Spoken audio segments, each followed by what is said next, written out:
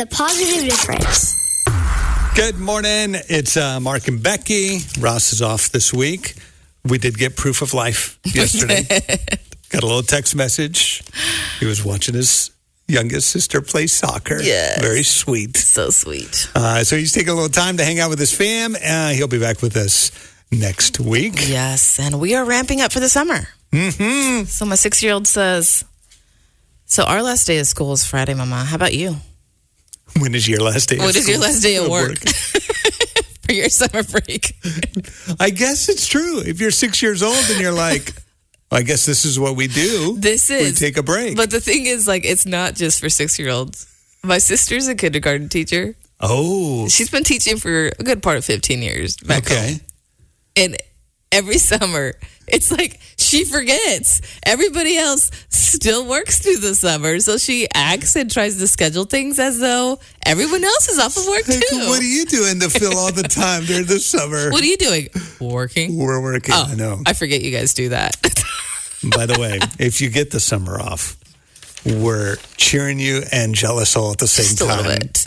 But I'm also not jealous of all the work they do throughout the year. I know, exactly So, right. Especially those teachers. It's like, okay, yeah, you probably need the break. Yeah. The KLRC Morning Show. 90.9 KLRC. The Positive Difference. Ready for some good news? We are too. Here's your positive difference story of the day. So he thought it was just going to be another day of work. His name's Caleb Kilbrough, and he lives in Keller, Texas. He works for a home improvement construction company. Okay, yeah. And on his list that day was to go talk to Miss Melinda. Oh. So he showed up at her door, and she thought it was just a sales guy coming to give a quote on some repairs that needed done.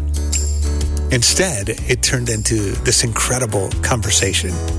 Caleb says that instantly Miss Melinda reminded him of his late grandmother who passed away not that long ago. Sweet. Just something about her eyes and the conversation. So they're connecting on all kinds of levels. And Miss Melinda started opening up. She started to share about her health struggles and how doctors say is going to need a transplant someday. Caleb's like, man, I know a little bit of what that's like. His father underwent double lung transplant. What? 6 years previously. Wow. He's like, man, that's serious stuff. Any kind of transplant. Yeah. I get it. And they connected, and I love this. So Caleb asked her, would it be okay if I prayed for you right here in your home? Miss Melinda said, absolutely. She said, he was the most delightful young man I've ever encountered. We just seemed to click. That following Monday, Caleb actually came back to check on her with a little bit of a surprise. He had gone to his boss, Texas Home Improvement is the name of their company, and said, hey, I wonder if we could do anything to help. And he said, yeah, we can. They're going to take care of a whole bunch of her repairs for free. The gesture overwhelmed her. That's amazing. In fact, she told the folks at Sunny Skies that I think I'm going to have to invite him to be my grandson. Yes, please. I love that. That is our positive difference story of the day. The Positive Difference. 90.9 KLRC. Ross has got the day off today and tomorrow and Thursday and yesterday. Friday. And then he'll come back. I'll come back for next week. Second full week on the team. Poor guy. I know. It's a big adjustment. It was rough. A whole first week of working full time here. You got all kinds of adjustments going on. Did. Ross is transitioning to a full-time team member. Mm-hmm. You got kids getting ready to summer break. And parents I am with trying you. to survive. Praying for all of us. Mm-hmm. That article from the Peekaboo magazine that you were telling me about, there's some really good advice in there. And it's very practical. On how to go through a transition, say summer. Yeah. And you start feeling like, okay, we got to push the reset button here.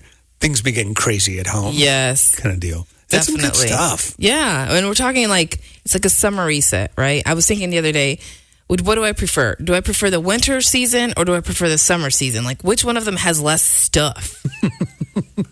And I think it comes down to I prefer summer because at least for summer, it's just like one big pool bag and everything stays in it. Yeah. Whereas with winter, you have like the coat and the mitten, and it's so bulky and it takes up so much space. That's true. But we're hoping that some of these tips help as you're transitioning from maybe like that school zone to just summer zone and what that might look like. So the first thing is getting rid of stuff that either doesn't fit. So clothes that doesn't fit, shoes that don't fit, broken toys, expired pantry items. I absolutely love a good 10 minutes where I'm just like, trash can, awesome. Throw it away. It doesn't fit. It's broken. Nobody's here. Don't need to ask any questions. Just do it. I love tossing you random. find such joy in decluttering. Toss random water bottles that don't have any lids. Right. Just reduce the amount of stuff you have. It just makes everything so much easier. That stuff piles up so It quickly does. and easily. And don't clean around the stuff you don't want anyways. Just get rid of it. Okay. That's good. And if you're at all struggling, just invite Becky over. Happy to help. She'll be like, no, you don't need this. I promise. It's like, when was the last time you touched this? It's been sitting in this corner for 6 months. It's time to go in the trash. It's fine. I love that. Another one that they talked about is reset the spots that drive you crazy.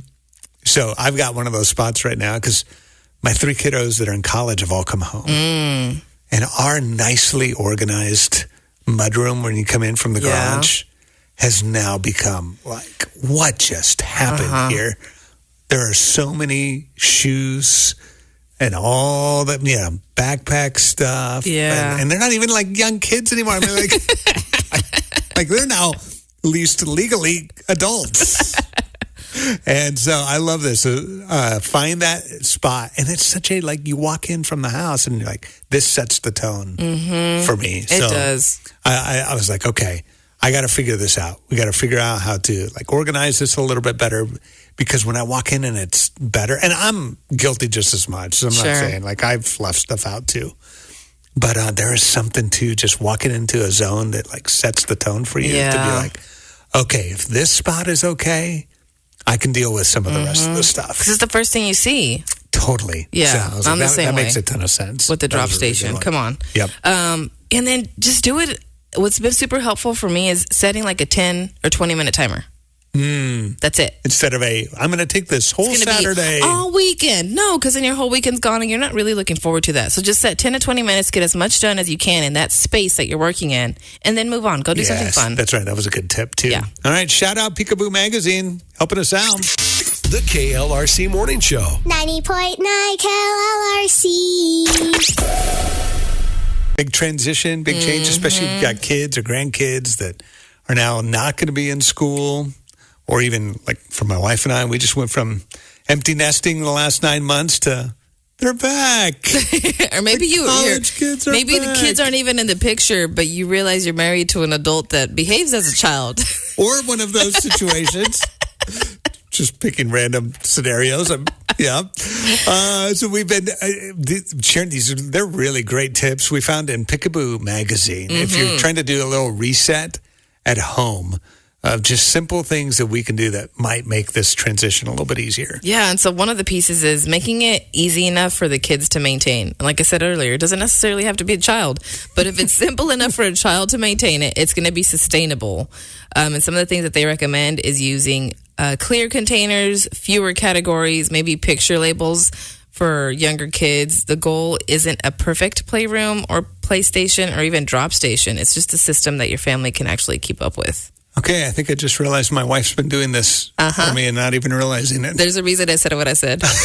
The open bins, the clear containers. Okay, well, all right, duly noted. I will say, though, for me, the clear containers actually stress me out a little bit more. Because you can see all the stuff? Yes, with toys. So for those, I do have bins that I can't tell what's in them. Okay. But they know, like, each cubby hole is a certain, like, toys or cards or dinosaurs or whatever. Yeah. That makes sense. So it just, personal preference. Okay. This is one we're having to live right now. Lighten up the kitchen. So we went from, because we were empty nesting, like the two of us, we're eating like making one meal and eating on it for 3 days. The refrigerator's been so glorious for the last 9 months. It's just the two of us. We don't need that much stuff. And then 3 19, 20, 21-year-olds all came back. And they eat all the time. And there's so much food. It's so many leftovers. It's like, I don't even know what's in here anymore. It's so many expired things. It's so, I think we're barely into summer, but they've been home for a couple of weeks now. I was like, we're going to have to do this. We're going to have to push the reset button on the kitchen thing, too, to just be like, okay, let's toss some expired stuff, combine things that need to be combined, create a little snack section, and just do a little reset. Yes. That makes a lot of sense to me. That's and then good. just a reminder that regardless of what you're doing, it doesn't have to take all day or all weekend. Just do 10 or 20-minute timers and say, hey, for the next 10, 20 minutes, I'm just going to focus on this drop station or this kid station. And then when that timer's up, then I'm moving on to something else. That's really good because nobody wants to spend their evening or a whole weekend doing just this. Yeah. So, that's good, too. The KLRC Morning Show. 90.9 KLRC. Mark, so think back. How many commencement speeches can you say, ooh, I want to replay that one? Not a lot, honestly. You're like, TBD determined. I've yet to listen to one that's been so good. I was like, some of them were bad, but you're like, okay, all right. I've heard this before. Exactly. Yeah. Well, there's a lot of that going on because it's graduation season. Yeah. But there's one that's kind of gone viral, and it was the one by Eric Church. The country guy? Yes. Okay, I heard something about this. He's a country artist. A personal fan of Eric Church, but they asked him to speak at the North Carolina graduation. Okay, like the big university. The University of North Carolina. And he initially was like, okay, how do I give this speech? Let me put the guitar down, ripped up several speeches, and finally was like, no, I need to be able to give this speech with my guitar. And so that's what he did. He goes through and gives a commencement speech with his guitar. And listen to what he had to say.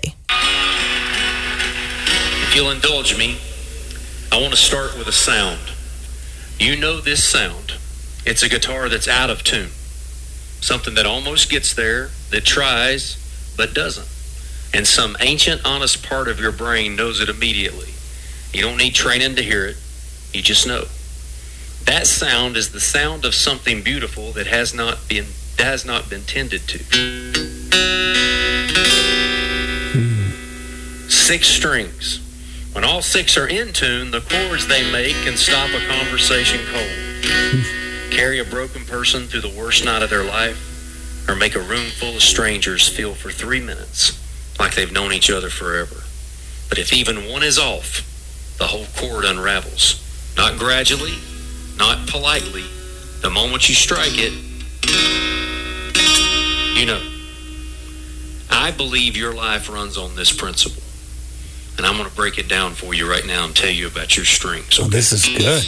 String 1, the low E, that is your foundation. The low E is the thickest string. It is the heaviest. Every chord a guitar can make rests on this string being in tune. Your faith is the low E of your life. Oh, I didn't think he was going there. That sits at the very bottom of you.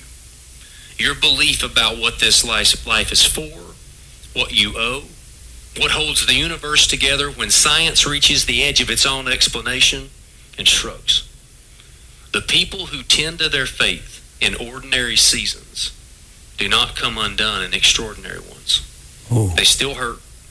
They still sit in hospital waiting rooms asking unanswerable questions at 3 a.m. But they have a foundation to return to. The world will try to untune this string. Through busyness, through slow accumulation of a full schedule, a full inbox, a full life. Listen to me. Tend to your faith. Not just when you're broken, but when you're whole. That So good. That is a commencement Isn't address. it? That's The replay. awesome. Hello. The KLRC Morning Show. 90.9 KLRC. So Sherry, who will be here tomorrow, our queen of customer service, will be here for the Wednesday game. Yes. The Battle of Generations. She got my wife and I hooked on one of those CIA shows. No. It's been a minute again. What, a week? No, it was 6 months ago? No, it was not. Yeah, I think so. Okay, I feel fine. like it's been 6 months or so. Whatever you tell yourself. But we're like all in. Like we devoured like a season of it in the last weekend, basically. And now I'm like, you're learning some life skills. Yes, that's what's I'm important. on high alert now. When I'm walking down an alley, I'm like, yep, eyes up, listening. Got to get in my car after work, checking to make sure there's no tracking devices, anything like that. I'm like, I'm all in now. Oh my goodness, this thing has gotten to me. I'm like, I got to be careful. Okay, I'm kind of judging Wearing you, sunglasses everywhere, but I can't really. Cause you're all into those shows. I am. So I got a package last week, and I'm looking out the kitchen window, and one person gets out of the car with the brown envelope. And then I was like, oh. And then the second person gets out, and I was like, oh no. My immediate thought is, I'm being served. You've got to stop watching these crime shows. What? It was a gift. It was a Mother's Day gift. Of course. The KLRC Morning Show. 90.9 KLRC. Happy birthday! Let's go! 1, 2, 3, go! HBPY, Hey! Happy birthday. We got it. I feel like with Roscon, I have like a step up your game a little bit for the dance party, Mark. Pressure going on here. Because I'm not just watching both of you, I know. I'm just watching you. He's the normal diversion. All right. Time to celebrate some birthdays. It is Tuesday, May 19th, and the Marketplace Grill Birthday Bash. Jackson Brewer is turning 6 in Springdale. And Rymie Grace Rutherford turning 17 in Jay, Oklahoma. Ricky McLeroy is turning 40-ish in Rogers. Carlton Oaktie turning 14 in Springdale. Esther Hazard is turning 1 in Gravette. And Daniel Saylor, 46 in Rogers today. All right. The randomizer is going to pick a winner for us. Daniel in Rogers. Happy birthday, Daniel. And enjoy a trip to the Marketplace Grill on us.